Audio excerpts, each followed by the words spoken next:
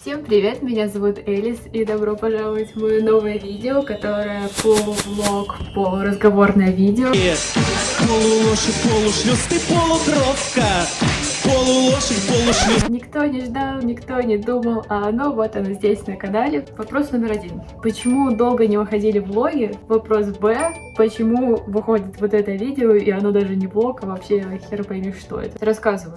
Я пыталась монтировать этот влог уже очень давно. Я очень много пропускала каких-то деталей, когда я была в Китае, и просто не снимала, потому что у меня не было вдохновения, потому что я была уставшая, потому что я все ненавидела. Много было причин, о которых я вам потом расскажу. И в итоге какие-то важные детали из этой мозаики выпадали, и просто влог он не клеился, и он не получался. И в итоге мне пришло озарение о том, что я же могу об этом рассказать. Я могу быть тем связующим звеном, который вам все объяснит и пояснит. Приступим к истории из Китая. В первой части, что же произошло в Китае.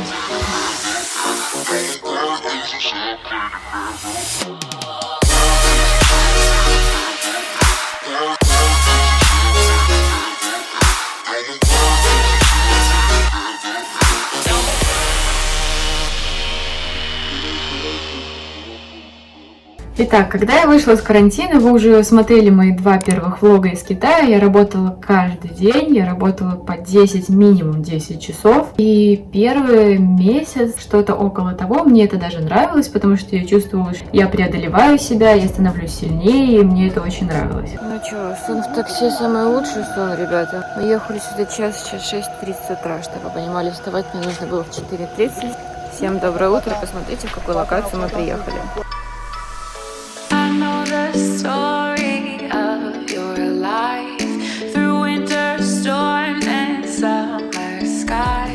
Как вы понимаете, съемка сегодня будет снова на улице, в жару. Ну да ладно. Смотрите, кого мы встретились. Смотрите, кого мы встретили. По путиню потащить. Вот таких вот маленьких коявочек.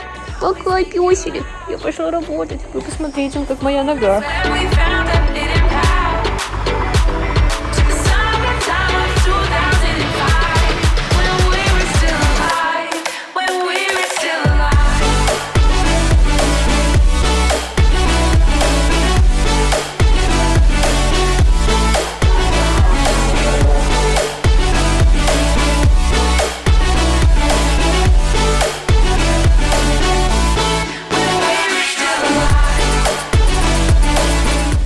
Ребята, это невероятно. Во-первых, с этой помадой блядской я выгляжу как шлюха, но это не важно. Важно то, что сейчас меня попросили остаться на 2 часа или на час побольше. И знаете, что я буду делать? Я буду ездить на коне! Ура! И уже даже не так жарко. Знаете, что можно и 3 часа. Если на лошадках покататься, то в принципе все не так уж и плохо.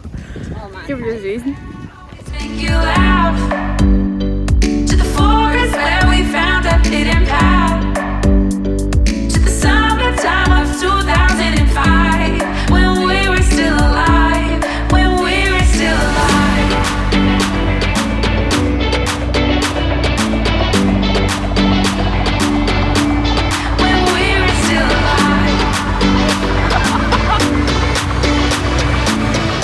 В общем, еще плюс ко всему же начался дождь, ребята. И это еще не конец. На лошадках покатались, в грязи повалялись, переодевались перед какими-то взрослыми мужиками, прикрываясь одеждой клиентов. Веселую съемку. И это еще не конец. Еще где-то часа пол, потому что они сказали, что есть какие-то луки. Кони уже не выдерживают. Что говорить про меня? А я выдерживаю. Пашу сильнее, лучше, больше, чем кони. Вот так вот. Ну что, пацаны, 11 часов. Под жарой, больше 30 градусов, под дождем, в грязи, с конями. Сегодня было все. Я устала, да, я устала. Я довольна собой, да, я довольна собой. Я чувствую, как в Китае с каждым днем я становлюсь все сильнее и сильнее, потому что каждая съемка — это борьба с собой. В какой-то момент ты хочешь сдаться, послать это все нахер. Ты находишь способы, какие-то позитивные моменты, начинаешь очень много работать над собой и реально становишься сильнее каждый день. И я прям это чувствую, очень собой горжусь. Горжусь тем, что я не напрягаюсь людей вокруг меня, они даже, наверное, не замечают того, что я очень сильно устала, и то, что я злюсь, или что что-то не получается, например, там одежда, у меня вспотело, например, тело, и мне очень тяжело натягивается, это такой прям вот. Но профессионализм заключается в том, чтобы никто не заметил. Да, очередная съемка закончена, завтра у меня выходной, и потом опять в работу.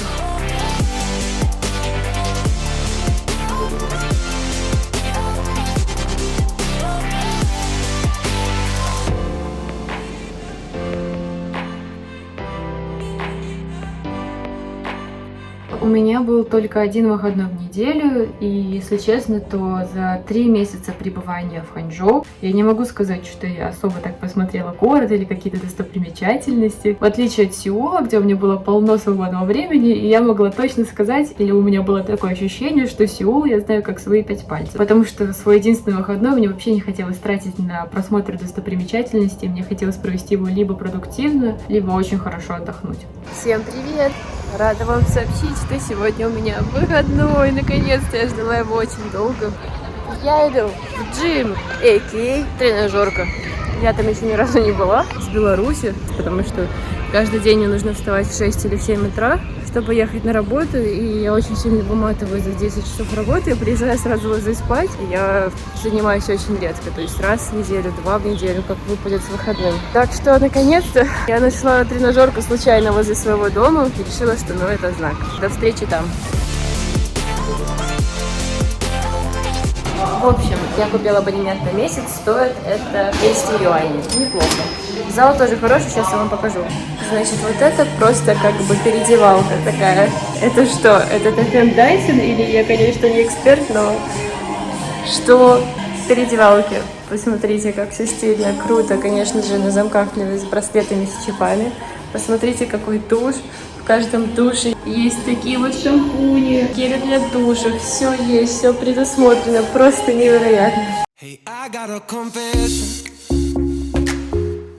Been losing all momentum. Just because it's easy, well, that don't make it better. I wanna dig my hands deep down in the dirt.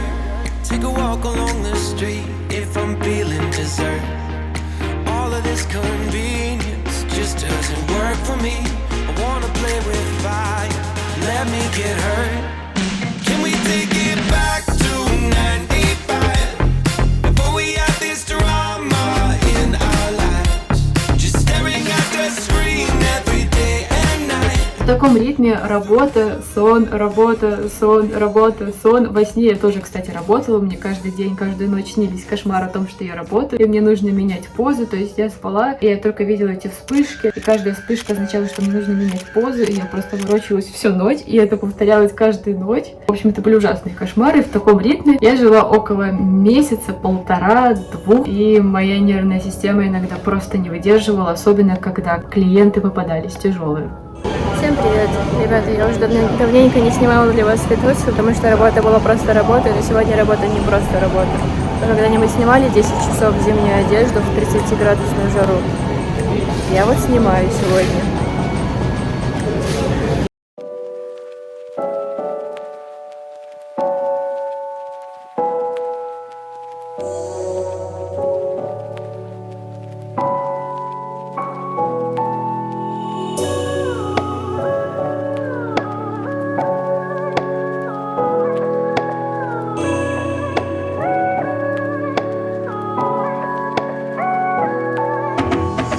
Очень тяжелая эмоциональная работа, я просто хочу с вами поделиться. Я ничего даже не снимала, потому что было жарко, это была зимняя одежда, да, это была студия, слава богу, но в какой-то момент мне просто захотелось расплакаться. У меня почти каждый раз какая-то борьба. В конце они попросили экстра час, и дело в том, что они попросили экстра час не потому, что я медленно или плохо работала, я позировала хорошо, им все нравилось, просто потому что они работали очень медленно.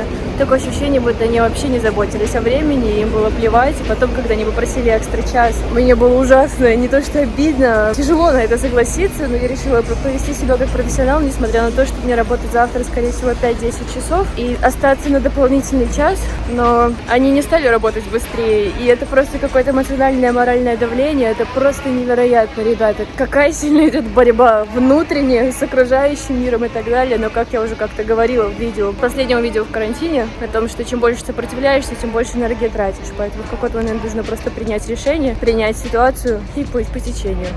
Да, еще забыла рассказать вам деталь, что когда она продлила клиентка этот 1 час, она за этот час прям хорошенько поизмывалась. Было прям заметно, что она измывается. И последний час, чтобы вы понимали, она меняла 4 раза головные уборы. Сначала это была панамка, потом это была шапка, потом это была кепка. На одном луке, на одном аутфите. До этого такого не было. То есть она меняла, и что-то не нравилось, но не так часто. И последние минуты это было просто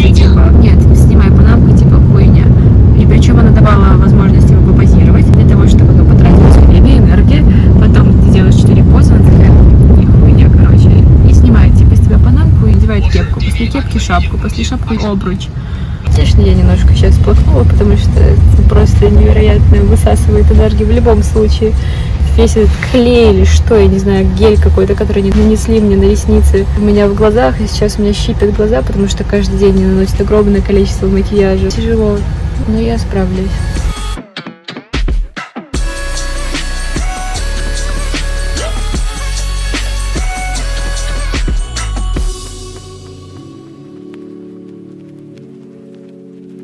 Моим спасением от этого стресса и всего остального, и вот этого какого-то белки в колесе ритма жизни, меня спасла лучшая подруга Кристи, которую я встретила в Китае. Кристи жила в Китае уже в общем целом 3 года, и мы встретились с ней на одной из работ, и у нас просто сразу как-то возник контакт, искры, пламя. И иногда клиенту было даже очень тяжело остановить нас смеяться, потому что, ну, правда, это, наверное, была первая работа, где мне было приятно и весело работать, и где я не чувствовала себя просто каким-то роботом. Ну что, как я и говорила, сегодня очередная работа. Оказалось, не 10 часов, оказалось, мне повезло. Вселенная на моей стороне. Сегодня начало было в час, поэтому я даже успела выспаться. Зацените, какая крутая локация. И еще я сегодня работаю с другой девочкой, поэтому я думаю, что будет не так трудно, как обычно.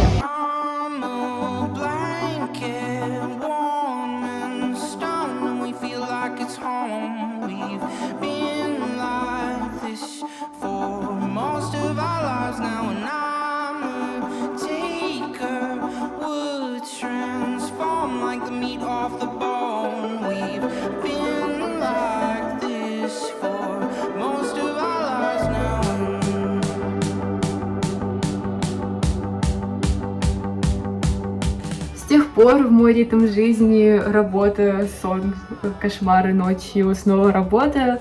И, о боже, наконец-то выходной добавилась Кристи, потому что Кристи была тем светом в конце темного туннеля рабочей недели. Заставляет прыгать, мне нравится твой выбор, играем, но я хочу летать.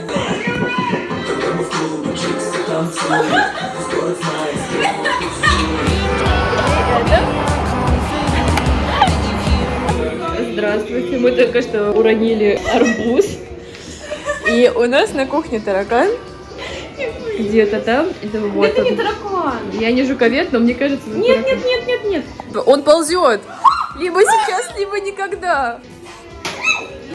Девушки сами не решатся, пока вы, парни, не начнете двигаться. Поняли аналогию, да? Я сравнила парней с тараканами. Пока таракан не начал двигаться, Кристи не задвигалась. Мне нравится заплеванное зеркало, мой размазанный косметоз и феминистические мысли. Еще я наступила только что на арбуз. Всем пиз, ребята, всем пиз. Мы убили его. А у меня реально есть подруга, и она меня понимает, у нас есть общие темы, и это настолько ценно. Я сейчас попробую объяснить. Рабочий день в Китае — это ты приходишь к 9 утра, включаешь таймер, тебе делают мейк. Ты работаешь около 3 часов, и потом у тебя есть единственный перерыв за весь день — это 15 минут на обед. 15-20 минут на обед, ты кушаешь свой обед, и потом тебя ведут на мейкап, и впереди еще 7 часов работы. И вот вы скажете, ну, в принципе, все так работают, и, в принципе, вы будете правы. Но я была тем рабочим офисным клерком, который работает в офисе. И это немножко другое, потому что в моделинге в Китае, я буду рассказывать сейчас про Китай, вокруг тебя, ну, человек 10, и это выглядит так, как будто вокруг тебя есть люди, и ты не одинок. Но давайте вспомним о том, что китайцы не разговаривают на английском языке. Просто какое-то нормальное человеческое общение было бы, но это невозможно. И в итоге ты 10 часов минимум в окружении людей, которые между собой смеются, что-то делают, какое-то у них общение происходит, а ты как будто, знаете, аутсайдер в школе. Ну, ты просто, типа, я не знаю, мебель. С тобой общаются жестами. Иногда ты чувствуешь себя собакой не потому, что они плохо к тебе относятся, а потому что это единственный способ показать тебе, чего они от тебя хотят и какие позы и так далее. Это довольно сложно.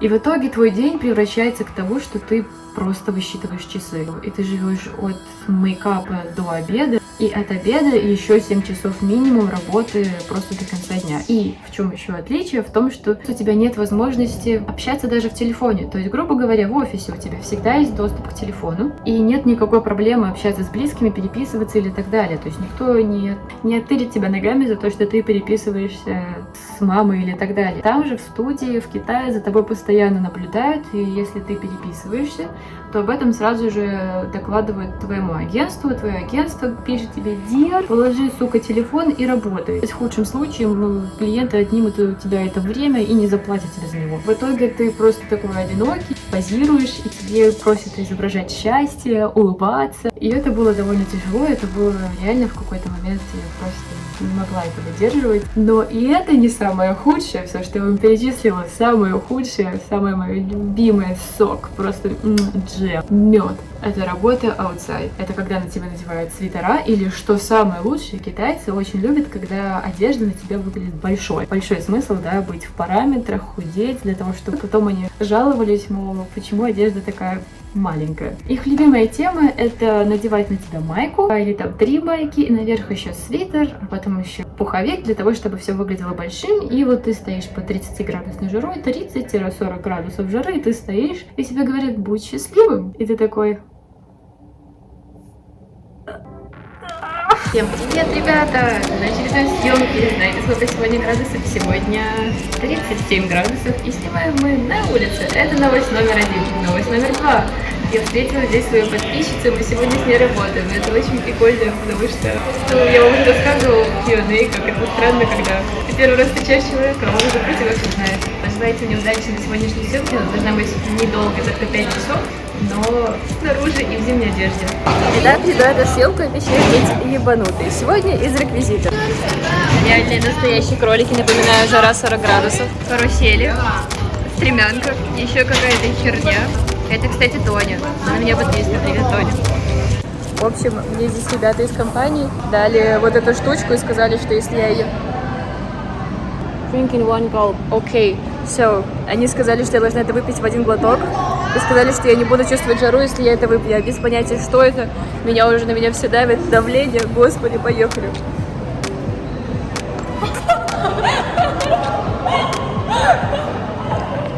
Ебать, копать! Я не знаю, что это было. Делают с меня фотографии, ребята. Вот позже. Да вкус как жесткая водяра с травой, ребята. Если я после этого не буду чувствовать жару, то я буду пить ее, конечно, залпом. Но пока я не чувствую горло. Мне только что дали какое-то зелье варенье, чтобы я жару не чувствовала, чуть не обосралась. Тебе тоже? Реквизит добавили, ребят. Что вообще происходит?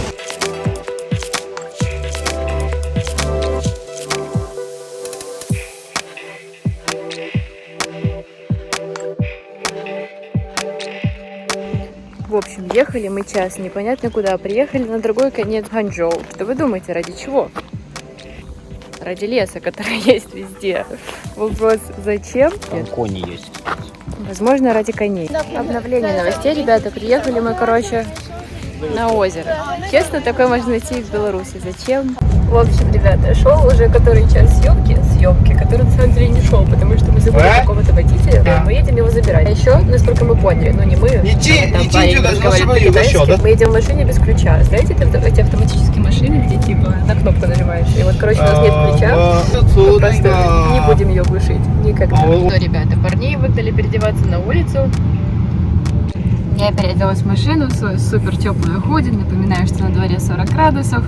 Но мы хотя бы вот начали. Спустя 4 часа, чтобы вы понимали, у меня на таймере уже прошло 4 часа. Ну, я как бы не против, потому что они все равно оплачиваются. Но я просто надеюсь, что не будет овертайма, потому что завтра у меня опять съемка 10 часов.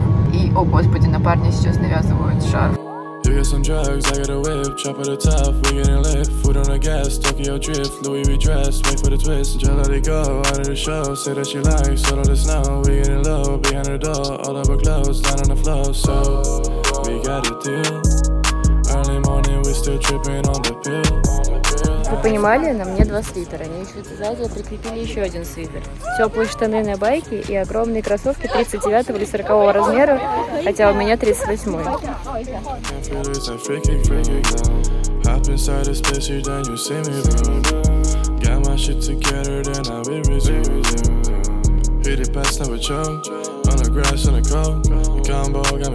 Мы закончили, ребята, посмотрите на меня, это просто трэш.